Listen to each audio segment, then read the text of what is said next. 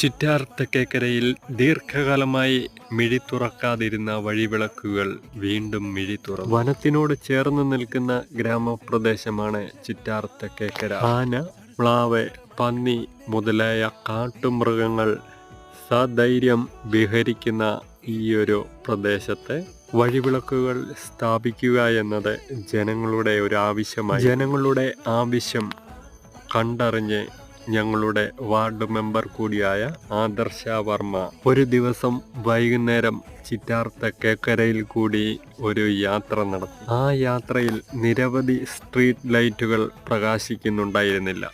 പിറ്റേ ദിവസം തന്നെ വഴിവിളക്കുകൾ സ്ഥാപിക്കുവാൻ മുൻകൈയെടുക്കുകയും വഴിവിളക്കുകൾ സ്ഥാപിച്ചത് വാർഡ് മെമ്പർ കൂടിയായ ആദർശ വർമ്മയുടെ സാന്നിധ്യത്തിൽ ആയിരുന്നു. ജനങ്ങളുടെ ആവശ്യങ്ങൾ കണ്ടറിഞ്ഞ് പ്രവർത്തിക്കുന്ന വാർഡ് മെമ്പർക്ക് അഭിനന്ദനങ്ങൾ രേഖപ്പെടുത്തുന്നു.